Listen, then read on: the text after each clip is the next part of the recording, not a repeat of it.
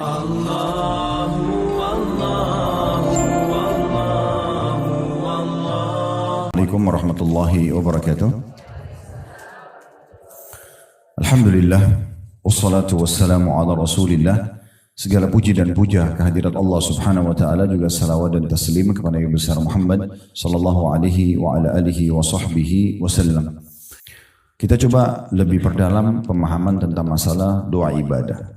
Yang pertama, Bapak Ibu sekalian, kalau Bapak Ibu berdoa diniatkan untuk Allah, dianggap ibadah. Contoh misalnya ada orang berdoa bukan karena ibadah, dia berdoa karena terpaksa, takut sama orang, atau dia berdoa tapi ragu-ragu, benar nggak sih doa ini bisa memberikan solusi? Ini tidak dianggap ibadah. Ya, kapan dia dianggap ibadah? Kalau seandainya kita betul-betul niat untuk menjadikannya pendekatan diri kepada Allah. Saya kasih ingat lagi contoh, pernah saya sebut pada pertemuan yang lalu. Kalau Bapak Ibu lagi ngantuk, kemudian Bapak Ibu bilang, saya wudhu aja deh. Wudhunya niatnya dalam hati untuk apa? Hilangin ngantuk. Wudhu itu nggak boleh dipakai sholat. Wudhu itu nggak boleh dipakai sholat. Karena kenapa? Bapak Ibu bukan niat untuk ibadah. Wudhunya hanya untuk hilangin ngantuk. Kan gitu. Ini contohnya. Nah, sama dengan sholat, sama dengan haji, sama dengan umroh, sama dengan apa saja. Kapan kita niatnya bukan pendekatan diri kepada Allah, berarti tidak dianggap ibadah. Ibu pergi haji dan umroh, mau jalan-jalan niatnya. Ya sudah dapat jalan-jalannya, tapi nggak dapat ibadahnya. Makanya itu list belanjaan kalau mau haji sama umroh nanti aja. Nanti tiba di sana baru berpikir mau beli apa. Jangan dari sini sudah niat dari awal menggebu-gebu. Saya mau datang di mall ini, saya mau beli baju itu, saya mau beli itu. Niatnya nanti bukan karena ibadah. Akhirnya tawafnya buru-buru, sa'inya buru-buru. Yang penting selesai walaupun capek pergi mall duluan. Nah, itu contohnya. Mau pergi Mekah karena taunya ini ada makanan enak di sana. Nah, ada restoran saya mau datangi. Itu tujuannya restoran. Itu harus cuma samping saja, ke samping. Kalau ada kesempatan, bukan tujuan utama. Nah, seperti itulah ya.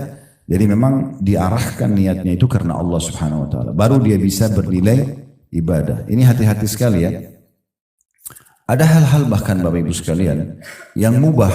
Mandi, makan, minum, olahraga itu kan mubah. Tahu mubah ya? Dikerjakan tidak berpahala, ditinggalkan tidak berdosa. Tetapi dia kalau diniatkan ibadah, misal contoh ada hadis Nabi SAW kepada Abu Darda radhiyallahu anhu, ingatlah wahai Abu Darda, jasadmu punya hak, Tuhanmu punya hak, keluargamu punya hak, jasadmu pun punya hak. Kalau ibu dan bapak sekalian makan, minum, bukan hanya sekedar menghilangkan lapar, niatnya memang untuk memberikan hak badan, berubah dia. Dari niat mubah, dari hukum mubah menjadi hukum sunnah, jadi ibadah. Ya. Jadi daripada ibu dan bapak sekalian misalnya lagi lapar, lapar nih, niatnya makan untuk hanya hilangin lapar, itu mubah. Tapi kalau niatnya untuk memberikan hak jasad, ibadah. Ya. Makan, minum, tidur, olahraga, mandi. Kalau hanya sekedar saya mau olahraga biar saya sehat, ya ini jadi mubah. Saya mau olahraga supaya saya berikan hak jasad saya. Allah kan amanahkan jasad ini. Saya olahraga untuk ya supaya menjaga amanah ini. Orang jenazah aja dimandikan, Bapak Ibu sekalian kan? Dimandikan, dibersihkan badannya. Apalagi kita masih hidup, kan gitu. Nah, sama dengan kasus mandi, bukan hanya karena sekedar gerah. Ya, begitu juga olahraga, begitu juga mandi, begitu tidur dan segala macam hal mubah. Nah, ini contoh saja bagaimana kita memahami kapan dia beribadah, jadi ibadah, kapan tidak. Ya, karena begitu. Ibu bersedekah, bapak ibu bersedekah, tapi karena nggak enak aja, karena orang itu desak terus, kasih, bukan ibadah. Kalau ibadah itu memang kita kasih, didesak atau tidak, diminta atau tidak, kita akan kasih. Karena kita ingin cari pahala, nah itu beda. Ya, semua segala sesuatu yang dikerjakan kalau karena ibadah, itu kita akan sangat ringan mengerjakannya. Karena target kita ridho Allah, target kita balasannya, ya. Jadi di depan kita ini mau orang menjengkelkan atau tidak, bagi saya lagi sedekah, tidak ada urusan sama dia, gitu ya. Jadi ada orang gila minta makanan misalnya, nggak ada urusannya, karena orang gila dia nggak ngerti, saya nggak usah kasih makan yang enak, keliru. Justru harus kasih makanan yang enak, bukan karena lihat dia, karena ibadahnya. Jadi ada seorang ulama besar dulu, bernama Rabi ibn Huthaim rahimahullah. Dia lagi makan, dibuatin makanan mewah sama istrinya. Waktu itu dinamakan halwa. Beda sama halwa sekarang. Halwa itu orang Arab artikan manisannya, sesuatu yang manis Bapak Ibu sekalian. Nah tapi Rabi ibn Huthaim ini di masa itu atau istrinya buatin dia makanan halwa karena dia nggak rewel, dia nggak pernah minta macam-macam gitu. Istrinya juga nggak enak, istrinya masakin yang enak. Itu bumbu-bumbunya mahal, buatnya lama, hampir suruh adonan kacang, segala jenis kacang-kacangan waktu itu, madu, segala macam diaduk jadi satu dan lama sekali buatnya. Dia lagi duduk, istrinya suruh anaknya keluarin makan halwa itu. Makanan yang mewah itu. Biasanya waktu itu dimakan sama para pembesar-pembesar negara lah gitu ya. Nah, kebetulan dia punya 2 orang murid lagi duduk sama dia ngobrol nanya-nanya masalah hukum. Begitu dihidangkan, halwa itu sudah dipotong-potong. Dia mau jamah, tiba-tiba ada yang ketuk pintu rumahnya. Maka Rabi ibn Huthaim rahimahullah tunjuk anaknya, suruh buka, coba buka pintu. Lihat siapa yang di depan situ. Begitu dibuka, ternyata orang gila. Bajunya berantakan, kotor, tidak pakai sendal. Maaf, dalam kisah ini bahkan diceritakan pemandangan yang kurang baik lah ya. Terus dia minta makanan, kasih isyarat tangan. Uniknya Rabi ibn Huthaim suruh ambil makanan itu, halwa itu dikasih ke orang gila itu. Maka anaknya ambil dengan tujuan membawa piring itu. Tadinya dia mau kasih 1 potong karena makanannya cukup besar. Kasih potongan, kasih ke orang gila itu. Nanti sisanya dibawa lagi ke ayahnya. Tapi subhanallah orang gila juga tahu makanan enak Bu. Ya. Jadi pada saat dia lihat makanan itu diambil semua. Sama nampan-nampannya diambil dimakan sampai habis. Setelah habis, orang gila ini namanya orang gila. Dia nggak ngerti terima kasih atau apa. Makanan itu dibuang. Piring itu dibuang saja. Anaknya Rabi ibn Huthaim ini ambil piring itu, dia masuk ke dalam sambil dia jengkel. Manusiawi ini orang udah dikasih makan, tadinya mau dikasih 1 potong malah dihabisin semua. Terus piringnya dibuang lagi. Lalu anaknya ini datang kepada ayahnya Rabi ibn Huthaim lalu berkata, wahai ayahku, semoga Allah selalu jaga Anda. Tadi itu kan yang minta orang gila. Dia tidak tahu nilainya makanan itu. Ini perkataan anaknya. Dia tidak tahu nilainya makanan itu. Kalau tadi Anda suruh saya masuk ke dapur ambil makanan apa saja kan pasti dia mau. Roti kah, keju kah, apa. Pasti dia makan. Dia tidak tahu nilainya makanan itu. Kenapa harus halwa yang ibuku buatkan khusus buat Anda? Ini anaknya butuh jawaban. Maka Rabi ibn Huthaim rahimahullah ini kalau Bapak Ibu baca tentang riwayat tentang beliau ini di waktu itu ya. Di kalangan para tabi'in dipanggil sebagai alimnya ulama. Jadi orang kalau sudah mulai rasa lemah imannya di Irak itu datanya ke Rabi ibn Huthaim ini. Karena bicaranya surga, neraka, kuburan, kematian gitu-gitu terus. Ya orang kalau datang itu dinasihatin terus tentang masalah akhirat. Sehingga mereka ternetralisir imannya itu. Intinya dia mengatakan begini, wahai anakku, kalau seandainya tadi orang gila itu tidak tahu nilainya makanan yang kita kasih, Allah tahu nilainya. Lalu dia membaca firman Allah SWT, lan tanalu birra hatta tunfiqu mimma tuhibbun. Kalian tidak akan mendapatkan maksimal balasan pahala dari Allah sampai kalian menginfakkan apa yang paling kalian cintai. Nah, Rabi ibn Huthaim sini memberikan pelajaran kepada kita. Beliau tidak melihat lagi siapa yang terima, tapi bagaimana saya memberikan untuk Allah. Kisah yang lain adalah Sa'id bin Musayyib rahimahullah, juga Abdullah bin Mubarak dan banyak ulama-ulama tabi'in yang lain. Mereka itu hampir setiap hari tidak nunggu orang yang datang minta Bu, Bapak sekalian. Mereka ingin meraih pahala terbesar dalam sedekah. Apa itu? Jemput bola. Kita yang merasa butuh dengan sedekah itu. Kalau Bapak Ibu niatkan ibadah, kita akan terus mengejarnya. Sholat itu kita nggak mau ketinggalan, kita haji umroh nggak mau ketinggalan, apa saja nggak mau ketinggalan. Kita mau selalu yang pertama mengerjakan karena kita ingin mengejar keutamaannya. Nah seperti itulah ya. Maka ini juga jadi poin penting. Mereka selalu membungkus setiap hari harta mereka, lalu mereka keluar mencari orang-orang yang mau menerima sedekah. Jadi dia merasa dia lebih perlu kepada orang miskin daripada orang miskin perlu kepada dia. Perhatikan bedanya. Kalau kita nggak niat ibadah, kita merasa siapa sih orang ini minta-minta terus. Atau kadang-kadang kita masih negosiasi sama syaitan, nggak usah kasih, ini orang masih mampu. Itu karena tidak niat ibadah. Kalau ada ibadah nggak ada urusannya, nggak ada urusannya. Maka setelah mereka memberikan sedekah mereka dengan cara mengantarnya, kalau kita sekarang ke yayasan sosial, ke rumah-rumah orang miskin, kita yang dirasa perlu. Karena mau ngejar keutamaannya, maka dia setelah memberi, mereka setelah memberi, mereka tersenyum lebar sambil mengatakan kepada murid-muridnya, lihatlah orang-orang ini membawa pahala-pahala, membawa aset-aset sedekah kami, ketimbangan amal kami tanpa diupah sedikit pun. Fahami maksudnya ya? Jadi mereka ini sudah berpikir, persepsinya kalau ibadah itu, ini sekarang sedekah yang saya kasih, mungkin uang 1 juta rupiah yang kita kasih, secara hitung-hitungan ada 1 juta rupiah diambil sama dia. Lalu dipakailah untuk kebutuhannya, untuk anaknya, untuk dia segala macam. Tapi nilai 1 juta itu dibawa ke timbangan amal. Dan harus melalui mereka ini. Kan kita sedekah dulu baru bisa sampai ke timbangan amal kan. Orang kalau niatnya ibadah begitu. Dia berpikir, saya bagaimana sampaikan pahala saya sana. Nggak penting siapa yang terima. Akhirnya mereka mengejar itu. Nah itu makna ibadah gitu ya.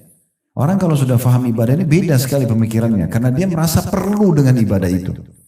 Kenapa kita sekarang masih malas sholat malam, masih malas sholat duha, masih malas ini tunda-tunda baca Quran. Karena kita nggak anggap itu ibadah. Kita nggak anggap ini ada yang kita bisa dapatkan nih. Kalau ini ibadah nggak mungkin. Baca keutamaannya, oh ternyata ini besar. Kita akan berlumba-lumba untuk mengejar dari ibadah ke ibadah yang lainnya. Nah itu makna ibadah lebih dalam seperti itu. Ya. Makanya didefinisikan oleh sebagian ulama, ibadah itu adalah semua perkataan, perbuatan, bisa ditambahkan juga niat dan fikiran, ya, yang diperintahkan dan dicintai oleh Allah. Semua perkataan, perbuatan, ya, niat dalam hati dan fikiran yang diperintahkan dan disukai oleh Allah. Nah, kita bisa lakukan ibadah itu tentunya, ya, seperti itulah.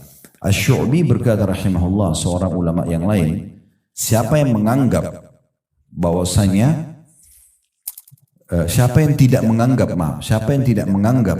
bahwasanya dia lebih perlu dengan sedekah yang dia keluarkan daripada orang miskin yang menerimanya, sungguh dia telah menghantamkan sedekah itu ke wajahnya sendiri.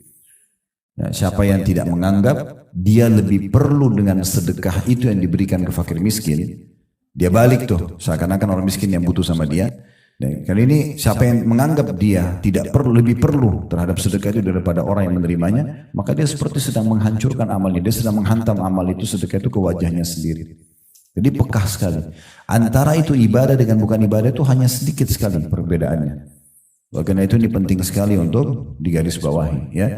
Jadi kalau Bapak Ibu doa karena terpaksa, karena tidak enak, karena mau dilihat orang, karena mau dipuji orang, selesai urusannya, nggak ada pahalanya, itu mimpi aja. Ya, betul-betul ada orang, tidak ada orang, kita merasa perlu dan butuh, nah gitu. Dan butuhnya kepada Allah, itu baru ibadah. Ya. Jadi baca Quran, sholat segala macam, kejar keutamaannya, kejar ibadahnya yang dijanjikan kepada kita gitu. Nah itu yang dimaksud di sini. Doa ibadah, saya kembali ke halaman 7 paragraf pertama, yaitu memohon pahala dengan beramal saleh. Niatkan ibadah, baru bisa. Ya. Sama ibu dan bapak sekalian kalau mau kasih makanan orang, beda ya.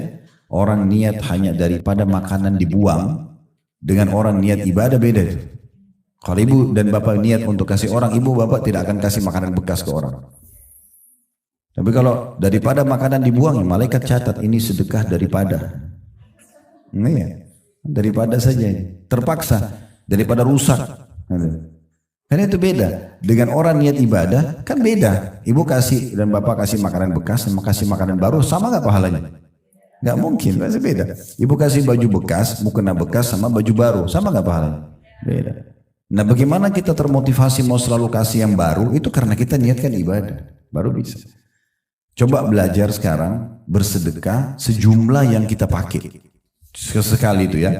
Contoh misalnya gini, kita lagi masuk ke satu restoran nih, makan makanan enak banget, 100.000 misalnya satu porsi. Contoh saja, nasi padang beli 100.000, misalnya 150.000 lah. Coba beli yang porsi sama kasih tukang parkir, pernah nggak? Nah, alhamdulillah kalau pernah, gitu kan? Atau beli baju, oke lah, kita next levelnya. Kalau beli baju satu yang bagus, pernah nggak beli baju yang sama kasih orang lain? Nah masa paling cari yang lebih murah, mana yang lagi promo untuk dikasih. Oke, contoh yang lain, Kalau misalnya Bapak Ibu diundang, langsung aja deh level tinggi. Istana Merdeka, Presiden undang Bapak Ibu. Terus pesan buah. Tolong bawa ke saya buah ya. Di mana beli buahnya? Oh ya, Masya Allah. Terus kalau ada yang grade 1 harga 300.000 anggur sama grade 2 200.000 yang mana? Benar ya? Habis itu apa? Pakai kresek? Apa? Sekarang jawab jujur. Kalau orang tua Bapak Ibu yang pesan, beli di mana? Sama, pakai keranjang juga. Masalahnya itu. Kenapa presiden lebih mulia daripada Bapak Ibunya? Yang disuruh bakti nomor 1 ke siapa? Nah, orang kalau niat ibadah itu pasti maksimal. Mulai sekarang kasih orang tua itu pakai keranjang, cari yang terbaik, variasikan gitu. Oh, baru ya. Nah itu beda. Itu contohnya. Jadi ini dikatakan oleh satu orang ulama lain, namanya Urwah bin Zubair rahimahullah. Ini ulama tabi'in luar biasa. Dia bilang, janganlah seseorang di antara kalian bersedekah, dia keluarkan di jalan Allah apa yang dia malu kasih kepada pemimpin satu kaum. Paham gak? Saya ulangi lagi, dia bilang, janganlah sesuatu yang kalian bersedekah, umum saja kepada orang miskin, kepada keluarga, kepada orang tua. Jangan kasih mereka apa yang kalau kita kasih ke pemimpin satu kaum, kayak raja atau presiden, kita malu kasih dia. Harusnya sama semua, karena niatnya karena ibadah, dan ini masalahnya. Orang kalau niat ibadah itu beda. Pasti dia akan kasih yang terbaik, karena bagi dia targetnya bukan penerima, tapi bagaimana dia maksimal dapat pahalanya. Kalau kita kasih pemimpin kaum nasinya mewah banget, tumpeng dan segala macam, kasih orang miskin nasi sama tempe, ini sama-sama sedekah. Tapi ini pahalanya besar, ini pahalanya kecil nanti. Padahal sebenarnya kita mampu memberikan yang terbaik. Yang orang-orang mampu itu sudah biasa makan mewah. Kalau Bapak Ibu mau pahalanya besar, kasih orang miskin tuh makanan mewah, karena mereka belum pernah makan itu. Kasih baju yang bagus, gitu kan? Kasih mukena yang bagus, kasih apa segala macam yang bagus. Nah gitu. Ya, kadang-kadang begitu soalnya ada orang-orang dia menganggap remeh tentang masalah ini, padahal sebenarnya target utamanya ibadah, berarti bagaimana maksimal dapat pahalanya di sisi Allah. Tidak penting siapa yang menerima. Nah seperti itulah. Itu di potongan pertama itu. Jadi memohon pahala dengan beramal saleh. Di sini diucapkan seperti mengucapkan 2 kalimat syahadat dan melaksanakan tuntunan-tuntunan 2 kalimat syahadat tersebut. Jadi 2 kalimat syahadat bukan hanya sekedar orang mau masuk Islam, ya. Kita pun punya zikir 2 kalimat syahadat. Contoh di tahiyat baca 2 kalimat syahadat enggak? Ya. Terus muadzin setiap azan 2 kalimat syahadat kan? Dan sunnahnya kita mengucapkan yang sama. Kata Nabi SAW, siapa yang mendengarkan muadzin mengucapkan azan, sebagian athar menyebutkan, sebagian ulama mengatakan pada saat dia ucapkan syahadatnya, asyhadu an la ilaha illallah, asyhadu anna muhammadar rasulullah. Lalu dia mengatakan, wa ana ashhadu an la ilaha illallah wahdahu la syarika la wa asyhadu anna muhammadan abduhu wa rasuluh. Dia bilang, saya juga bersaksi sebagaimana muadzin bersaksi tidak ada Tuhan yang berhak disembah kecuali Allah dan Muhammad benar-benar utusannya. Lalu ditambah, raditu billahi rabba, aku ridho Allah sebagai Tuhan, wa bi Muhammadir rasulah, dan Muhammad SAW adalah utusan Allah, wa bil Islam, dan agama Islam sebagai agama, maka akan diampuni dosa-dosanya yang telah lalu. Hanya dengan mengucapkan seperti yang diucapkan oleh muadzin itu syahadat lagi gitu kan. Nah, pengucapan syahadat ini supaya dia nilai ibadah bukan hanya sekedar sebuah rutinitas. Tetapi bagaimana kita niatkan memang memahami apa kandungan maknanya. La ilaha illallah berarti la ma'budu bihaqqin illallah, tidak ada Tuhan, tidak ada pencipta, pemilik, penguasa alam semesta ini kecuali Allah, sehingga kita hanya bergantung, hanya cinta, hanya takut semua karena Allah Subhanahu wa taala. Itu maknanya. Dan Muhammad Rasulullah betul-betul menjadikan beliau sebagai idola, suri tauladan, mengikuti semua ajarannya, meninggalkan larangannya. Nah, itu makna daripada konsekuensi baru syahadatnya bisa bermakna ibadah. Begitu juga dengan sholat, tadi ini titik beratkan oleh beliau. Karena sholat juga berisikan doa. Ya. Dari awal kita takbiratul ihram, doa iftitah. Ada 2 ruku, ada 2 i'tidal, ada 2 sujud. 2 di antara 2 sujud sampai tahiyat. Ya. Semuanya juga begitu. Kalau diniatkan memang karena Allah Subhanahu wa taala, kita tidak akan terganggu dengan gangguan apapun.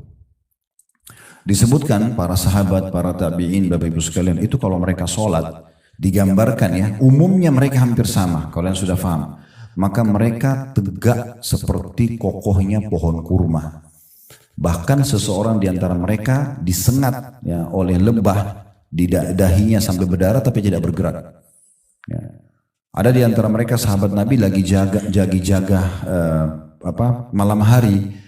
Nabi SAW dan para sahabat lagi istirahat, maka mereka ditugaskan jaga malam. Itu dipanah oleh musuh, kena sampai 3-4 anak panah. Ini kalau kita bayangin jarum di kita sudah sakit kita. Ini anak panah, dia nggak berhenti di sholatnya. Sampai betul-betul dia takut anak panah selanjutnya dilempar lalu dia mati, maka dia menyegerakan sholatnya dan dia mengatakan, dia bangunkan temannya, bangunlah sebab ada satu musuh yang akan menyerang kita.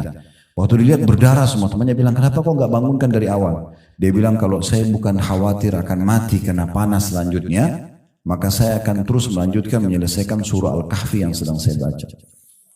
Jadi saking sholat itu betul-betul hubungan dia sama Allah dan dia yakin Allah sedang melihat dia sedang komunikasi sama Tuhan yang nggak terganggu dengan apapun. Ya, itu kalau niatnya ibadah. Kan gitu. Kalau tidak, asal jadi saja gerakannya. Yang penting sudah sholat. Sudah sholat betul sudah. Ya.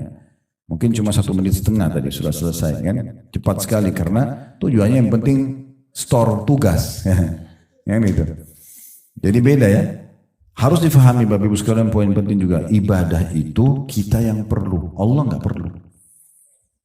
Kalau kita pikir sholat itu Allah yang perlu, begitulah kita seperti store kewajiban saja. Tapi kalau kita tahu kita yang perlu, itu adalah komunikasi kita sama Allah, maka kita akan terus dengan tenang, dengan kita nikmati bacaannya, gerakannya, itu akan beda sekali. Nah seperti itu memahaminya. Begitu juga dengan puasa, bukan hanya tahan lapar dan haus, di situ kan disebutkan setelah sholat ada puasa. Bukan hanya tahan lapar dan haus, karena memang ini kewajiban, enggak.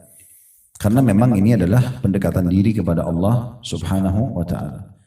Ibu dan bapak sekalian kalau mau sampai level lebih tinggi lagi, ya, kita beribadah bukan lagi tujuannya mengejar keutamaannya, itu level paling tingginya, tapi sebagai tanda syukur kepada Allah. Pernah dengar hadis Nabi SAW sholat sampai kakinya pecah-pecah? Terus Aisyah katakan, ya Rasulullah, kenapa anda sholat begini padahal sudah diampuni dosa yang lalu dan akan datang? Apa kata Nabi? Afala akunu abdan syakura. Bukankah aku pantas menjadi seorang hamba yang bersyukur? Kenapa Nabi bukan bilang, saya supaya dapat keutamaan sholat malam dong? Saya supaya masuk surga. Kenapa Nabi gak bilang itu? Karena bukan itu lagi level Nabi. Levelnya Nabi, saya ibadah ini karena saya sudah syukur kepada Allah. Allah kasih saya hidup, Allah kasih saya makanan, sudah syukur.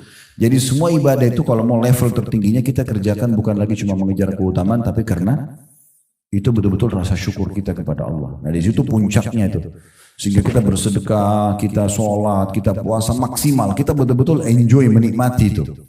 Kata Abu Darda radhiyallahu anhu, kalau bukan karena menahan nikmatnya dahaga di saat puasa, saya tidak berharap hidup sesaat pun. Mereka nikmati itu hausnya puasa itu. Karena pendekatan diri kepada Allah subhanahu wa ta'ala. Begitu. Jadi kalau ibadah seperti itu keadaannya. Sama dengan zakat, kalau kita peduli sebagai itu adalah sebuah ibadah, kita akan betul-betul detail menghitungnya, menentukan waktunya. Bahkan betul-betul ya tidak mau kurang, kalau perlu kita lebih sehingga tidak salah dalam hitungan, gitu kan. Itu juga dengan haji, bukan hanya sekedar mau dipanggil sebagai ibu haji atau pak haji, ya, tapi betul-betul akan ya dikerjakan karena Allah. Bahkan para kaum salaf itu mereka pergi haji, pergi umrah, pulang, kebanyakan orang tidak tahu. Kebanyakan orang tidak tahu. Jadi mereka berangkat kalau yang tahu yang orang kenal saja, tapi kalau untuk di publik itu tidak, mereka diam saja, gitu. Jadi antara mereka seperti kalau pernah dengar namanya Atha bin Abi Rabah, itu ulama besar tabi'in di Mekah, beliau 70 kali haji. Allah kasih umur 100 tahun 70 kali haji, berarti 70 tahun dia haji terus. Itu bukan dari dia ceritanya ya, bukan dia cerita, orang-orang tahu karena hampir setiap tahun melihat dia baru disampaikan Atha bin Abi Rabah begini. Jadi memang mereka kerjakan ibadah. Beda ya, kalau bapak ibu lagi ibadah ditanya orang, jawab. Kemana aja bu selama ini? Saya sempat ke rumah 2 kali nggak datang. Oh ya saya lagi umroh. Nggak apa-apa. Kan ditanya. Yang masalah tidak ditanya cerita. Kamu tahu nggak kemarin saya umroh 2 kali loh. Saya sudah haji 7 kali loh. Yang nanya siapa? Nggak ada yang nanya. Berarti hanya untuk pujian lisannya manusia sepanjang lidahnya saja. Itu pujian orang, kerupuk masih lebih enak. Ya. Karena kerupuk itu masih ada rasanya walaupun dia kecil untuk kebutuhan tubuh kita. Daripada ucapan orang kamu hebat ya, kamu dermawan, terus dapat apa? Badan nggak tambah gemuk, nggak tambah cantik, nggak tambah kaya, nggak ada. Tapi ada orang kejar itu, subhanallah, puas dengan pujian orang. Apa yang mau didapat? Ya. Nggak penting sekali itu. Itu contohnya ya. Jadi bukan berarti kita tidak boleh menyampaikan pada orang. Kalau ditanya, sampaikan. Saya sama bapak sini pada mau ke masjid. Ada tetangga tanya, mau kemana? Masa kita bilang kalau saya bilang riak nih? Kan enggak usah. Ditanya, iya mau ke masjid. Ayo pak, sholat di masjid juga? Gak apa-apa. Tapi kalau iklanin ke orang, ayo sholat, ayo saya mau sholat nih misalnya. Contohnya itu kan mungkin bisa sangat terbuka pintu itu. Itu juga kata beliau di sini menyembelih, sembelihan. Nah sama juga, ini termasuk ibadah yang besar Bapak Ibu sekalian ya. Jadi sembelih jangan cuma dilakukan di Idul Adha ya. Tapi seringnya menyembelih hewan, kambing, unta, sapi gitu kan, ayam terus dibagikan ke orang ini, memberikan makan orang ini besar sekali pahalanya. Ya, jadi momentum-momentum memberi makan orang itu besar sekali pahalanya. Jadi jangan selalu mau ditraktir tapi tidak pernah traktir orang ya. Sering berbagi. Itu dalam sebuah hadis riwayat Muslim. Pernah ditanyakan oleh seseorang kepada Nabi SAW, ya Rasulullah, ayyu islamin khair. Amalan apa dalam Islam selain kewajiban yang besar sekali pahalanya. Artinya kalau saya jadikan sebagai target saya itu bagus banget itu. Kata Nabi SAW, tut'imut ta'am, beri makan orang. Itu nomor satu tuh. Baru tusallimu ala man ta'rif wa man lam ta'rif. Lalu kau ucapkan salam kepada orang yang kau kenal dengan tidak kenal. Ini dua sunnah. Jarang sekali kita hidupkan itu ya. Ya mungkin kalau kita lagi pengajian begini ada makanan, itu umum orang kasih makan ya. Kemudian kalau ada acara kita undang orang keluarga di rumah, iya. Tapi pernah nggak kita buatin program setiap hari saya akan keluarkan sekian porsi sedekah. Nah gitu. Jadi memang itu dijadikan sebagai program rutin keluar gitu ya. Kalau kita bisa misalnya memblok satu rumah anak yatim, dua rumah anak yatim, bagus lah gitu kan. Per bulan berapa kebutuhan berasnya? 50 kilo dari saya aja ya, udah kita transfer tiap bulan, gak ada yang tahu antara kita sama Allah ya. Saya kasih misalnya contoh itu sangat bagus. Nah juga bagus kalau menyembelih. Di sini sebenarnya sembelihan ini maknanya adalah makanan sebenarnya, karena menyembelih itu kita memberikan makanan. Dan ini tidak boleh dialihkan kepada selain Allah SWT, seperti orang kasih sesajen untuk patung, untuk kuburan, untuk laut segala macam, ini tidak boleh.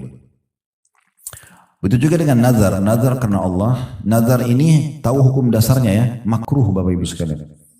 Hukum dasar nazar makruh.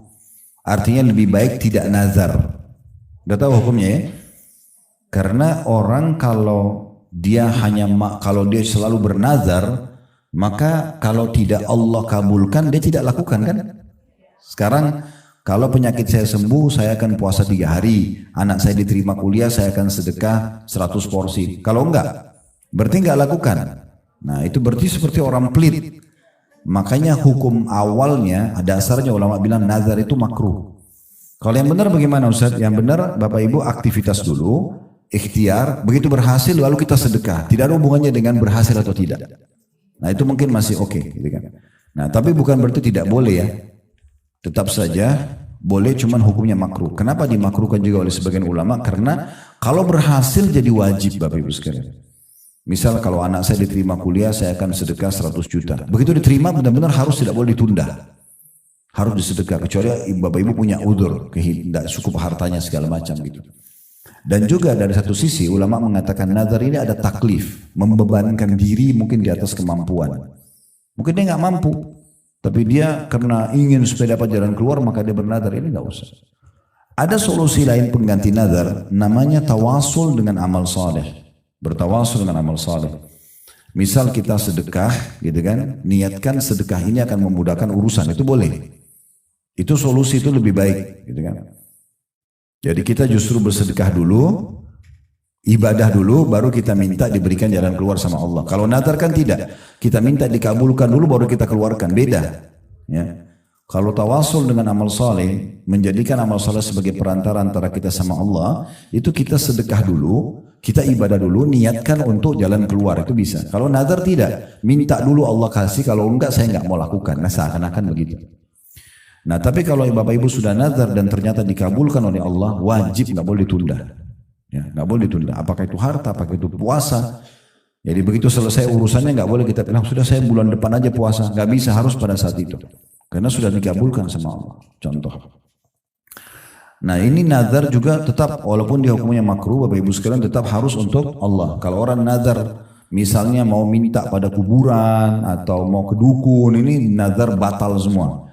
Nggak boleh karena bukan untuk Allah Subhanahu wa taala. Lalu dikatakan selanjutnya, di antara ibadah yang disebut di sini adalah yang tergolong doa dengan perkataan dan perbuatan seperti sholat. Barang siapa yang telah melaksanakan ibadah ini dan ibadah lainnya, maka berarti ia telah berdoa kepada Allah Subhanahu wa taala dan memohon ampunan kepadanya.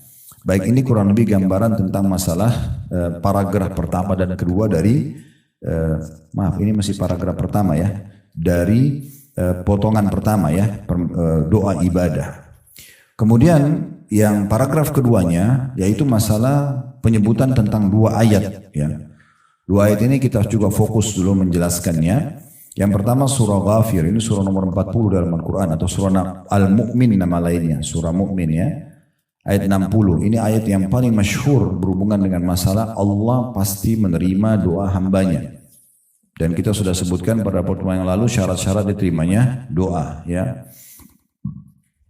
Dan Tuhanmu berfirman, hai Muhammad, berdoalah kepadaku, niscaya aku akan perkenankan bagimu. Artinya dari potongan ayat ini kata ulama tidak ada doa yang tidak diterima. Cuma ada doa yang langsung diberikan pada saat itu, ada doa yang diberikan setelah beberapa waktu. Ya. Selama orang itu masih terus berusaha berdoa, maka akan diberikan oleh Allah Subhanahu wa taala. Dan dia tidak minta yang haram, dia tinggalkan makanan dan minuman dan pendapatan haram, maka dengan izin Allah akan diterima. Jadi tidak usah khawatir.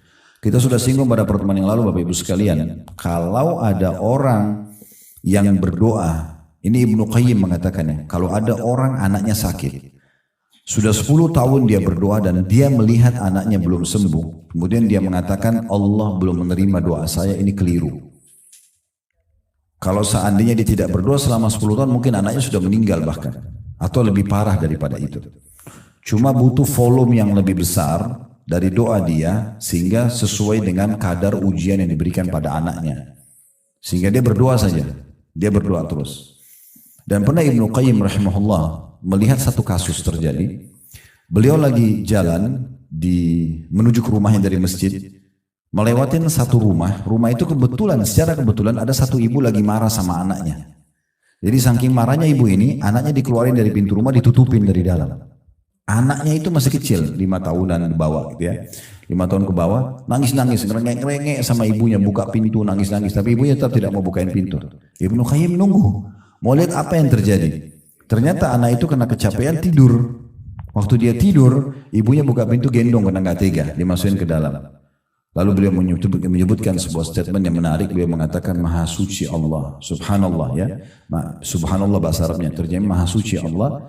Andai saja setiap hamba melakukan seperti anak itu kepada Tuhannya, anak itu kepada ibunya, dia itu lakukan pada Tuhannya, terus dia merengek sampai dia ya sudah capek tertidur, gitu kan? Maka dan tetap dia tidak putus asa, pasti Allah akan berikan dia sebagaimana ibu itu mengambil anaknya. Tidak disamakan Allah sama ibu itu, tidak ya. Tetapi pernah terjadi juga dalam riwayat Bukhari. Nabi Muhammad SAW satu waktu dalam peperangan, Bapak Ibu sekalian, setelah memenangkan peperangan, ada satu ibu, tapi ini ibu orang-orang non-muslim ya, masuk dalam tawanan kaum muslimin, terpisah dengan anak dia masih kecil.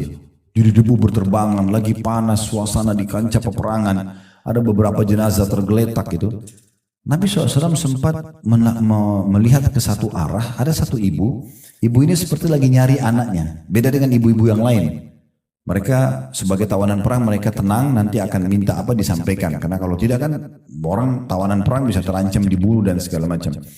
Tapi ibu ini tidak peduli dengan keadaan medan perang, dia keliling-keliling nyari ada kelompok anak-anak kecil, diangkat, digendong, dibalik, bukan anak dia ditaruh lagi. Begitu terus. Maka ini menarik perhatian Nabi. Nabi SAW bilang sama para sahabatnya, coba lihat ibu ini, perhatikan. Nah ternyata ibu itu setelah sekian anak yang diangkat dibalik-balik, baru ketemu sama anak dia. Begitu dia ketemu anaknya, dipeluk anaknya di medan perang, dia tidak peduli ini debu kah, panas kah. Seperti ibu baru dapat anaknya dan ini di medan perang, kemungkinan besar anaknya ikut mati. Gitu. Ditemukan sama dia. Lalu kemudian dipeluklah dengan sahabat. Sahabat semua saksikan. Seorang ibu sama anaknya wajar gitu ya. Tapi uniknya dia lupa kalau dia di kancah peperangan, dia lupa kalau dia tawanan perang. Yang penting anaknya sudah didapat. Lalu Nabi SAW bilang, saya mau tanya satu hal. Kalau seandainya kita nyalakan api, kemudian kita suruh, api unggun nih, kita suruh ibu itu lempar anaknya ke api. Apakah ibu itu akan lempar anaknya? Ya, serentak para sahabat jawab, tidak ya Rasulullah. Gak mungkin, apalagi setelah dia temukan hidup di medan perang, gitu kan? Maka di situ pesan Nabi SAW, ketahuilah demi zat yang jiwaku dalam genggaman, maksudnya demi Allah, sungguh Tuhan kalian Allah lebih sayang kepada kalian daripada ibu itu pada anaknya. Allah nggak mau kita celaka, Allah nggak mau kita susah, Allah nggak mau kita masuk neraka, nggak mau Allah mau kita selamat, kita mau bahagia. Tapi Allah kasih jalannya, caranya. Ibadah, ikhlas, ya, berbagi, dan seterusnya itu semua akan diberikan jalan keluarnya. Nah seperti itulah. Itu potongan pertama ayat, berdoalah kepadaku, aku akan perkenankan. Jadi tidak ada doa yang tidak diijabah. Dan harus bijaksana Bapak Ibu sekalian ya. Bayangkan sekarang hajat-hajat kita harian, dengan ada hajat mungkin doa yang pernah kita panjatkan tapi belum kita terima. Kira-kira mana yang lebih banyak? Contoh misalnya kita lapar, bukan setiap hari kita lapar? Kita kadang-kadang cuma bilang lapar. Terus muncul ide kita, pikir mau makan apa, terus dapat, terus enak, kenyang. Itu tiap hari. Tiap hari kita lapar, tiap hari kita haus, tiap hari kita capek. Ya, tiap hari kita banyak hajat kita, mau keluar rumah, mau ini, mau itu, segala macam. Semua terpenuhi. Ini kadang-kadang dilupakan kalau ini kemudahan dari Allah. Kemudian ada orang yang sangka buruk dengan Tuhannya karena ada satu permintaan dia minta, penyakitnya belum disembuhkan misalnya, atau utang belum. Terus dia sangka buruk sama Allah. Oh Allah nggak terima doa saya. Dia lupa semua kebaikan Allah yang banyak ini. Lalu dia fokus kepada saya. Padahal sebenarnya satu ini pun akan diijabah asal dia terus lanjutkan doanya. Mungkin sisa sehari 2 hari lagi. Kan gitu. Saya ingatkan kembali hadis yang kita bahas pada pertemuan yang lalu ya. Kata Nabi SAW, yustajabu li ahadikum malam ya'jal. Pasti diijabah doa sesuatu yang kalian selama tidak tergesa-gesa. Para sahabat bertanya, "Wa mal istijal?" Apa itu tergesa-gesa ya Rasulullah? Kata Nabi SAW, yaqulu da'autu wa lam yustajabu li fatarakat du'a. Dia bilang saya sudah berdoa tapi belum lihat jawabannya, lalu dia berhentikan doa. Padahal sebenarnya mungkin tinggal beberapa waktu saja, tinggal sebentar. Jadi sabar gitu ya. Itu potongan pertama dari surah Ghafir ayat 90. Berdoa aku perkenankan. Jadi tadi saya bilang ingat ya, bijaksana dalam menilai bagaimana banyaknya pemberian Allah dan jangan itu dibentrokin sama 1-2 hajat kita yang belum dikabulkan. Padahal sebenarnya ini tinggal kita maksimalkan terus berdoa. Potongan kedua, di situ adanya larangan dan ancaman neraka jahanam bagi orang yang tidak mau beribadah. Di sini sebagian ulama tafsir menerjemahkan sesungguhnya orang yang menyombongkan diri dari menyembahku itu kembali kepada potongan awal ayat. Kan Allah bilang berdoalah aku akan perkenankan. Berarti yang sedang Allah ancam neraka sini orang kalau tidak mau berdoa. Sombong dia. Gak butuh sama Allah gitu ya. Nah seperti itulah. Terakhir dalam potongan ini adalah firman Allah SWT Al-An'am 162 sampai 163 yang memang kita disuruh mengikhlaskan semua karena Allah Subhanahu wa taala. Kapan mau bernilai ibadah harus semua karena Allah. Sudah kita kasih contoh-contoh tadi di awal ya. Jadi kita tidak butuh pujian makhluk, kita enggak perlu tahu siapa yang menerima sedekah kita, yang penting kitanya mengejar target yang sudah dijanjikan oleh Allah Subhanahu wa taala. Itu yang dimaksudkan dalam surah Al-An'am 162 sampai 163. Baik, kita akan masuk ke doa permohonan. Ya. Tapi ini benar sudah mau 1:30. Saya jam 2 ada taklim lagi. Ya. Baik. Doa permohonan di halaman 9 ya, yaitu doa yang memohon sesuatu yang bermanfaat, yakni yang memberi manfaat bagi pemohon, atau yang menghindarkan dari bahaya, atau meminta hajat-hajat. Ya. Jadi di sini kalau Bapak Ibu ada hajat, disembuhkan penyakitnya, selamatkan dari mara bahaya, ditambahkan rezeki dan segala macam, itu dikenal dengan doa masalah atau doa permohonan. Dan doa permohonan dirincikan atau rinciannya sebagai berikut. Yang pertama, apabila permohonan ini terjadi dari seorang hamba kepada hamba yang lain yang masih hidup, mampu dan ada di hadapannya, maka tidak termasuk kesyirikan seperti berilah saya air minum atau wahai fulan berilah saya makanan atau seumpamanya atau seumpama itu atau seperti itu ya, maka itu tidak menjadi masalah ya. Jadi maksudnya boleh nggak kita bilang tolong bantu saya bayarin utang kepada manusia, boleh nggak dok berikan saya obat yang terbaik misalnya, itu namanya kan masalah permohonan juga ya. Tapi yang seperti ini masih boleh kalau syaratnya tadi minta kepada orang yang masih hidup, bukan jenazah di kuburan ya. Kemudian orang itu mampu untuk membantu kita dan juga masih ada di hadapan kita. Nah itu baru boleh. Dan itu pun masih di alam manusia. Minta minum, minta pekerjaan, minta makan ya. Dan seterusnya. Oleh sebab itu Rasulullah SAW bersabda, "Man sa'ala billahi fa'atuhu." Barang siapa yang meminta kepada kalian dengan menyebut nama Allah maka berilah dia. Saya bilang demi Allah tolong bantu saya, demi Allah gini dan itu berilah. Gak usah peduli dia, tapi kita sedang memberi untuk Allah tadi sudah kita jelaskan. Wa man ista'adha billahi fa'idhu, dan barang siapa yang meminta perlindungan kepada kalian dengan menyebut nama Allah maka berilah perlindungan kepadanya selama dia bukan pelaku kriminal ya. Minta dilindungi ya, ada orang kena longsor, gempa segala macam, kemudian minta bernaung ya di rumah kita misalnya sementara gitu-gitu ya. Atau ada orang keluarga datang dari luar kota, dia butuh transportasi lalu kita memberikan kepada dia. Nah itu semua masuk dalam masalah ini. Kemudian yang ketiga, وَمَنْ دَعَاكُمْ فَأَجِيبُوا, dan barang siapa yang mengundang kalian dalam kurung untuk menghadiri walimah dan lain-lainnya maka penuhilah. Undangan hukumnya wajib untuk dijawab selama bukan maksiat kepada Allah dan selama ibu dan bapak mampu. Undangan perkawinan, undangan pengajian, undangan apa. Kalau kita nggak bisa dari awal bilang maaf saya belum bisa hadir, karena itu wajib. Nggak boleh ibu bercanda dan bapak sekalian atau iseng-iseng atau apalah cuma formalitas mengatakan misalnya ya saya akan datang, tapi sudah niat dalam hati nggak mau datang, itu nggak boleh. Ya. Kemudian selanjutnya waman sana ilaikum ma'rufan fakafi'u, dan barang siapa yang berbuat baik pada kalian maka hendaklah kalian balas. Tetangga kirim makanan, jangan piringnya kembali kosong, ya. Jadi selalu bantu, apa yang orang kasih kita balas, minimal sama, bagusnya lebih baik. Orang cuma kirim apa dari tetangga sebelah, kita kirim yang lebih baik. Orang kasih kita baju nilai berapa, kita kasih lebih baik. Itu semua bukan karena dia, tapi karena Allah Subhanahu wa ta'ala. Ini juga sedikit saya ingin tambahkan dalam masalah rumah tangga ya. Kalau seorang suami itu hanya niat karena istrinya, ini ada saatnya dia jengkel. Ada saatnya dia jenuh. Seorang istri kalau dia layani suaminya hanya karena suaminya, satu waktu dia lagi nggak enak, nggak mood, dia nggak mau layani. Bagaimana caranya supaya selalu saja aman? Karena Allah. Nggak usah lihat lagi siapa suami kita, siapa istri kita, siapa anak kita, siapa orang tua kita, nggak usah lihat lagi. Allah telah menghubungkan hukum untuk mendapatkan pahala di sisi surga dengan orang-orang ini. Cari ridho suami, memenuhi kebutuhan istri, bakti sama orang tua, pendidikan baik buat anak. Ini semua karena Allah yang perintahkan. Nah itu beda sekali tuh. Beda sekali. Jadi tidak ada kejenuhan. Tidak ada kejenuhan. Pernah ada seorang laki-laki datang kepada Imam Ahmad berkata begini, "Wahai Imam, kalau seandainya kami lagi marah sama istri, lagi tidak mood dan segala macam, tetapi dia membutuhkan biologis, apakah kami dapat pahala kalau kami tetap menggauli mereka?" Kata Imam Ahmad, "Iya, kamu bisa niatkan untuk memberikan hak dia, atau niat untuk mendapatkan keturunan." Dilarikan ke ibadah. Udah beda kasusnya.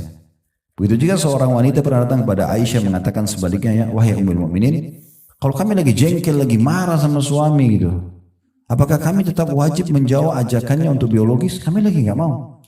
Dosa nggak kalau nggak? Kalau nggak layani?" Kata Aisyah, "Iya. Kalau kalian berada di atas unta, sudah mau jalan, kalau ibu-ibu sekarang sudah di mobil, sudah mau pergi acara mana, dipanggil oleh suami, tetap wajib jawab. Terus bagaimana poinnya? Ya niatnya karena ibadah. Tadi keluarnya itu, ya, itu karena bukan niat ibadah. Ya. Baiklah, selanjutnya, siapa yang berbuat baik padamu maka hendaklah kamu balas. Kemudian فَإِنْ لَمْ تَجِدُوا مَا تُكَافِئُونَهُ فَادْعُوا لَهُ حَتَّى تَرَوْا أَنَّكُمْ قَدْ كَفَأْتُمُوهُ. Dan kalau kalian tidak mendapatkan sesuatu yang bisa kalian balaskan dari kebaikan dia, maka doakan dia, balas dengan doa sampai kalian merasa bahwa kalian telah membalas kebaikannya. Terus doakan sampai seakan-akan kita sudah puas untuk memberikan sesuatu balasan kepada dia. Ya, jadi kita juga penting begini Bapak Ibu sekalian. Orang kalau niat ibadah itu pasti dia selalu besarkan apapun nikmat yang ada depan matanya. Dia besarkan. Orang kasih dia cuma sepiring nasi, dia akan mengenang seumur hidupnya itu. Dibesarkan itu. Tidak dianggap remeh. Ya. Jadi memang seperti itu. Orang kalau mau niatkan ibadah seperti itu. Makanya Umar bin Khattab berkata, saya akan terus berterima kasih seumur hidup saya pada seseorang yang mengingatkan satu kekurangan saya. Jadi kalau Umar itu berharap ada yang datang, Umar kamu itu salah loh begini. Itu Umar akan terima kasih seumur hidup. Jadi dia besarkan itu kebaikan orang. Sehingga bukan berarti, saya kan sudah pernah balas tuh makanannya. Enggak usah pikir balasan kita. Kita besarkan pemberian dia supaya kita menganggap pemberian itu akan terus kita nilai. Dia kayak satu piring kita balas 10-20 piring pun tidak ada masalah. Gitu loh. Kan gitu. Jadi tidak perhitungan dalam memberikan. Karena semua itu tetap ada nilai pahala. Sedekah piring pertama, 2, ketiga, ke 100 sama aja pahala terus. Dan memang wajar karena dia pernah berbuat baik. Sunnah Nabi membalasnya. Kan gitu. Nah itu poin-poin penting yang juga kita bisa ambil dari sini. Yang kedua, berdoa kepada makhluk dan meminta darinya sesuatu yang tidak dapat dilakukan oleh selain Allah. Maka ini menjadikan orang tersebut musyrik dan kafir. Baik yang diminta itu masih hidup ataupun sudah mati. Berada di hadapannya atau tidak. Seperti perkataan, wahai Kiai Fulan atau Syekh Fulan, sembuhkanlah penyakit saya. Kembalikanlah barang saya yang hilang. Panjangkanlah umur saya. Berilah saya anak dan lain-lainnya. Semua ini merupakan kekafiran yang besar yang mengeluarkan pelakunya dari agama Islam. Ya, jadi kalau sesuatu yang merupakan hak kausalitasnya Allah nggak bisa minta pada makhluk. Ya tadi minta keturunan. Dokter hanya bisa membantu. Tolong bantu saya dok, tapi jangan bilang dok berikan saya anak. Itu nggak bisa. Karena itu yang bisa memberikan hanya Allah Subhanahu Wa Taala. Gitu. Allah berfirman dalam surah Al-An'am ayat 17, wa iyyamsaska Allah bidurin fala kashifa lahu illa hu wa iyyamsaska bi khairin fahuwa ala kulli syai'in qadir. Jika Allah menimpakan suatu kemudaratan kepadamu, maka tidak ada yang menghilangkannya selain diri dia sendiri. Jadi hanya Allah yang bisa mengeluarkan. Kalau kita sakit, yang ciptakan kita Allah, yang ciptakan penyakit Allah, yang bisa sembuhkan hanya Allah. Ya. Dan jika dia mendatangkan kebaikan kepadamu, kalau Allah sudah menjadikan itu sebagai rezeki kita, maka dia maha kuasa atas tiap-tiap segala sesuatu. Tidak ada yang bisa menghalangi. Kalau itu rezekinya Bapak Ibu, tidak ada yang bisa menghalangi kalau Allah sudah kasih. Walaupun satu dunia tidak ingin itu sampai kepada kita. Ini dalil tentang masalah tidak bolehnya memohon yang merupakan hak kausalitasnya Allah, hak sepenuhnya punya Allah, minta keturunan, sembuh penyakit dan segala macam, atau dikembalikan barang hilang, itu tidak boleh dialihkan kepada makhluk. Juga Allah SWT berfirman dalam surah Yunus ayat 106 sampai 107, "Wala tad'u min dunillahi ma la yanfa'uka wa la yadurruk, fa in fa'alta fa innaka idzan minadh dhalimin. Wa in yamsaska Allah bidurrin fala kashifa lahu illa hu wa in yuridka bi khairin fala radda li fadli yusibu bihi man yasha'u min ibadi wa huwal ghafurur rahim." Dan janganlah kamu menyembah apa-apa yang tidak bermanfaat dan tidak pula memberikan mudarat kepadamu selain Allah. Seperti orang pakai jimat, minta-minta pada kuburan, ya, para peramal-peramal, itu semuanya ya. Sebab jika kamu berbuat demikian, kamu minta-minta kepada selain Allah itu, maka sungguhnya kamu kalau begitu termasuk orang-orang yang zalim, maksudnya berdosa besar. Jika Allah menimpakan satu kemudaratan kepadamu, maka tidak ada yang dapat menghilangkannya kecuali Dia. Nah, di sini saya mau berbagi tipsnya. Kalau Bapak Ibu lagi ada ujian, maka jangan buru-buru menyalahkan yang kita anggap sebab. Tapi langsung introspeksi diri dulu. Karena semua ujian kalau datang, itu dalam bentuk teguran dari Allah. Apa saja? Maka yang pertama, astagfirullah. Lalu berdoa sama Allah, sholat taubat. Minta ya Allah, kalau permasalahan ini karena dosa hambamu, maafkanlah. Selesai itu sebenarnya. Tapi kita masalahnya cari tahu di kalangan manusia ini siapa penyebabnya. Lalu kita ribut, kita bertengkar, kita ribut. Tidak ada manfaatnya. Allah yang mendatangkan orang-orang ini sebagai penyebab untuk menjadi teguran buat kita. Kita harus lebih ke situ melihatnya.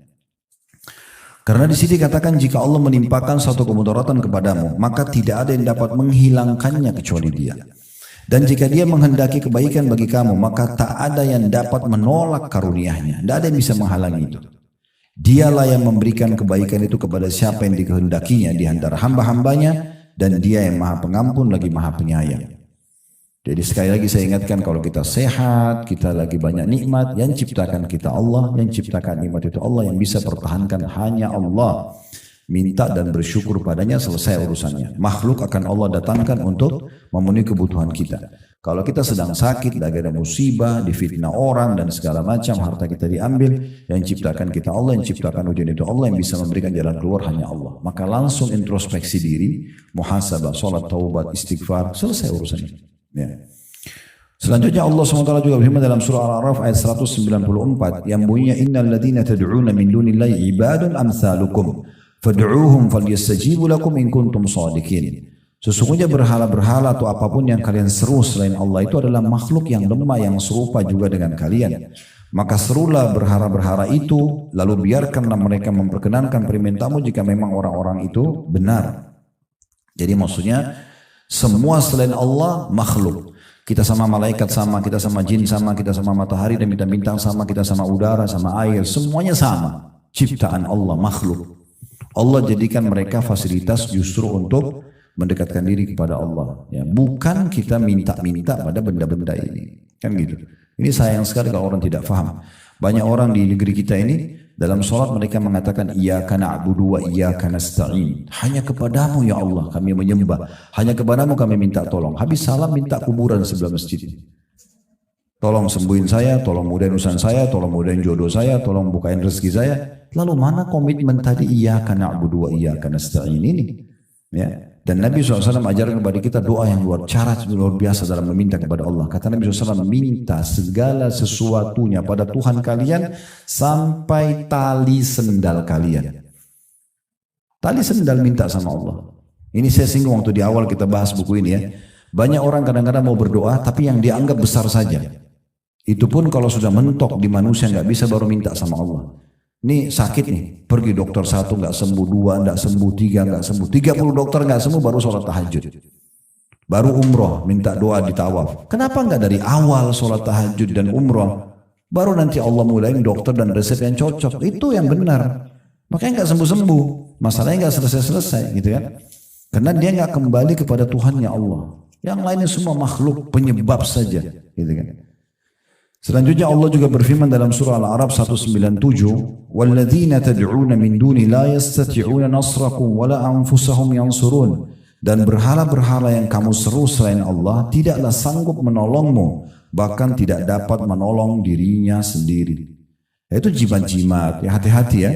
Saya pernah bahas masalah ini Bapak Ibu sekalian, waktu itu di Kemang ada satu pengajian, terus satu ibu keluar, dia liatin saya, Ustaz ini kalau seperti ini jimat bukan? Rupanya dia keluarin kayak satu map kecil warna biru, dibuka dalamnya ada kertas fotokopian.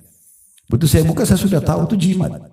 Karena bahasa Arab huruf hijaiyah dibolak-balik, gambar pedang, gambar bebek, gambar apalah. Tidak pernah Nabi ajarin ini. Ya gitu, ditulis macam-macam. Untuk apa ini Bu katanya? Itu dibayar loh, mau 5 juta atau berapa? Kertas fotokopi gitu kan. Kemudian dia bilang ini untuk supaya saya suami langgeng. Memang ada hubungannya sama kertas itu? Ada hubungannya.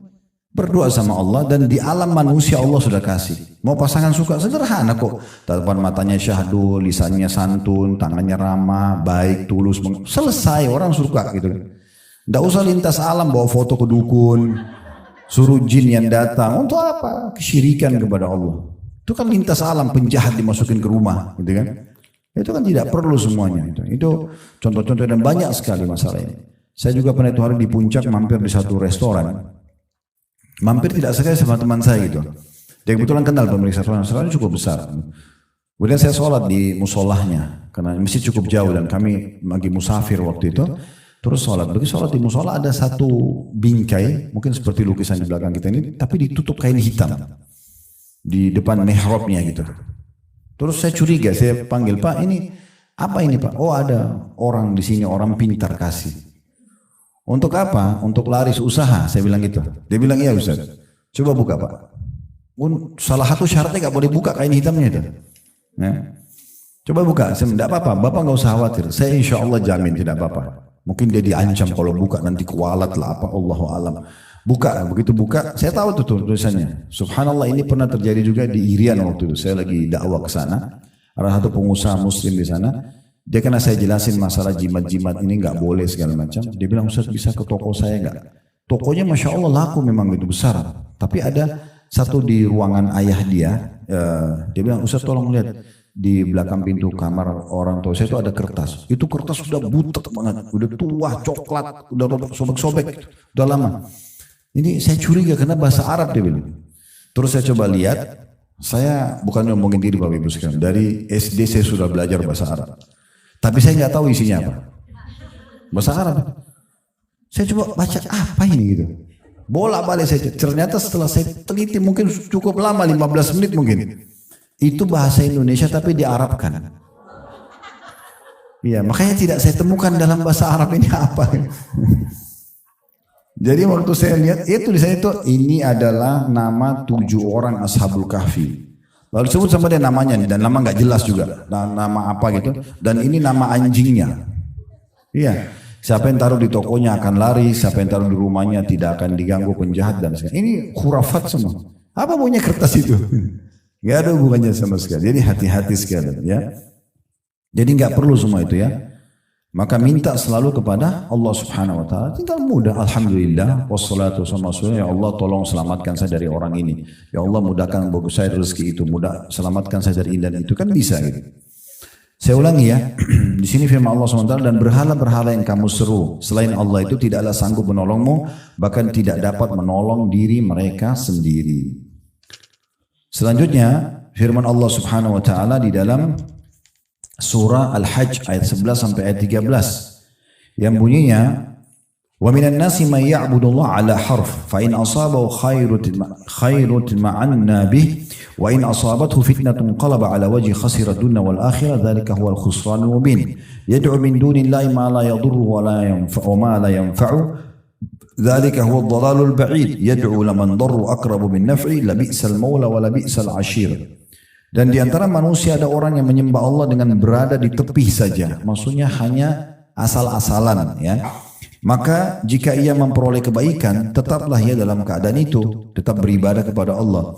Dan jika ia ditimpa satu bencana, ujian, berbaliklah ia ke belakang, malah tambah jauh dari Allah. Rugilah ia di dunia dan di akhirat. Padahal kalau dia sedang ada ujian, tadi saya bilang langsung kembali kepada Allah. Clear sebenarnya kalau kembali kepada Allah, langsung wudu, sholat taubat, berdoa, clear. Ya, dengan rugilah orang itu kalau dia begitu dia ada diuji ujian lalu dia malah kembali ke belakang, tidak menyembah Allah. Rugi dunia, rugi akhirat. Yang demikian itu adalah kerugian yang nyata. Ia menyeru selain Allah sesuatu yang tidak dapat memberi mudarat dan tidak pula memberi manfaat kepadanya. Yang demikian itu adalah kesesatan yang jauh. Ia menyeru sesuatu yang sebenarnya mudaratnya lebih dekat daripada manfaatnya. Sesungguhnya yang diserunya itu adalah sejahat-jahat penolong dan sejahat-jahat kawan. Maksudnya yang dia seru selain Allah Subhanahu wa ta'ala.